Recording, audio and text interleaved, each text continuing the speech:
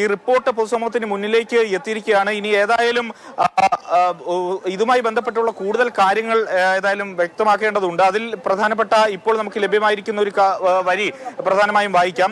Gender justice is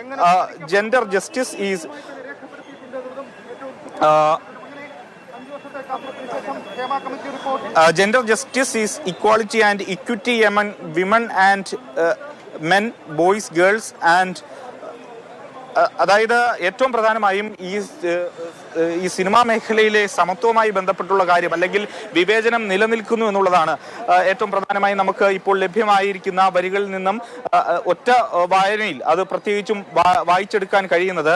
gender justice is equality and equity among men and women, boys and girls in all walks of life. This is accomplished through changes in social norm, attitudes and behavior and through changes in laws, policies, programs that discriminate against women and girls. അതായത് പല തരത്തിലുള്ള വിവേചനങ്ങൾ ഇപ്പോഴും ഏതായാലും cinema മേഖലയുമായി ബന്ധപ്പെട്ട് നിലനിൽക്കുന്നു.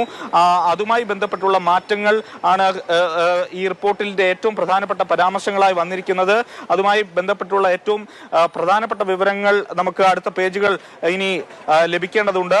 ആദ്യ പേജുകളിൽ ഈ സിനിമാ മേഖലയിൽ ഇത്തരത്തിൽ ഇങ്ങനെ ഒരു കമ്മിറ്റി രൂപീകരിക്കാൻ ഉണ്ടായ കാരണങ്ങൾ, അതുമായി ബന്ധപ്പെട്ട് എങ്ങനെയാണ് ഈ കമ്മിറ്റി രൂപീകരിക്കാൻ ഇടയായത്, അത്തരത്തിൽ എന്താണ് ഈ കമ്മിറ്റി പ്രധാനമായും ലക്ഷ്യം വെക്കുന്നതെന്ന് അടക്കമുള്ള കാര്യങ്ങളാണ് ഈ റിപ്പോർട്ടുമായി ബന്ധപ്പെട്ട് ആദ്യ പേജുകളിൽ പറയുന്നത്. The way women are represented on screen is also problematic. അതായത് ഈ സിനിമാ മേഖലയിൽ സ്ത്രീകളെ ഈ സിനിമയിൽ അവതരിപ്പിക്കുന്നതുമായി ബന്ധപ്പെട്ട് പല പ്രശ്നങ്ങളും നിലനിൽക്കുന്നുണ്ട്.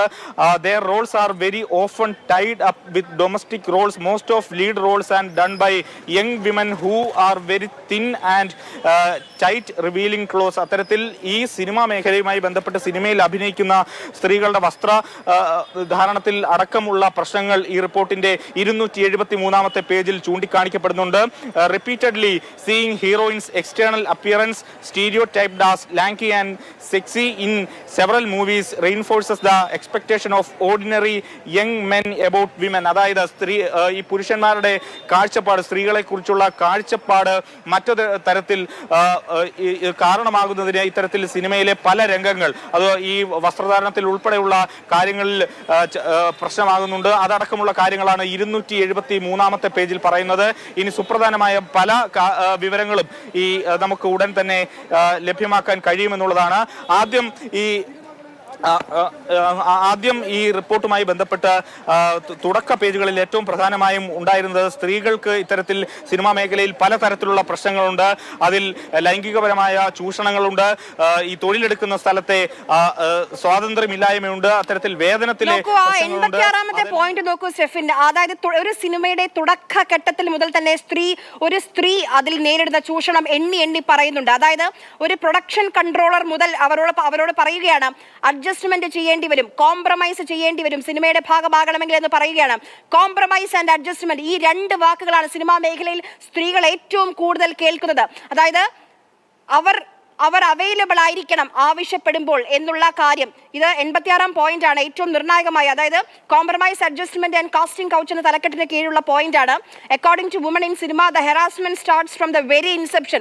തുടക്കം മുതൽ തന്നെ സിനിമയിൽ ഒരു സ്ത്രീ, ഒരു വനിത ചൂഷണം നേരിടുകയാണ്. പല തരത്തിലുള്ള ആളുകളോട് സംസാരിച്ചതിൽ നിന്നാണ് ഈ ഒരു നിഗമനത്തിലേക്ക് എത്തിയിട്ടുള്ളത് justice Hema committee. Production controller അല്ലെങ്കിൽ ആരാണോ സിനിമയിലേക്ക് അവസരം നൽകുന്നത് അവരാദ്യം പറയുന്ന വാചകം എന്ന് പറയുന്നത് നിങ്ങൾ അഡ്ജസ്റ്റ് ചെയ്യേണ്ടി വരും, നിങ്ങൾ കോംപ്രമൈസ് ചെയ്യേണ്ടി വരും. എന്തിന്? സിനിമയുടെ ഭാഗമാകണമെങ്കിൽ, നിങ്ങളെ സിനിമയിൽ എടുക്കണമെങ്കിൽ നിങ്ങൾ അഡ്ജസ്റ്റ് ചെയ്യേണ്ടി വരും, നിങ്ങൾ കോംപ്രമൈസ് ചെയ്യേണ്ടി വരും. ഇതാണ് അവർ കേൾക്കുന്ന ആദ്യത്തെ വാചകം എന്ന് പറയുകയാണ്. ഈ രണ്ട് വാക്കുകൾ, ഇത് മലയാള സിനിമാ മേഖലയിൽ സ്ത്രീകൾക്ക് ഏറ്റവും പരിചിതമായ രണ്ട് വാക്കുകൾ ഇതാണ്. കോംപ്രമൈസ് ആൻഡ് അഡ്ജസ്റ്റ്മെന്റ് എന്ന് പറയുകയാണ് ജസ്റ്റിസ് ഹേമ കമ്മിറ്റി. അതായത് പുരുഷന്മാർ അത് തന്നെയാണ്.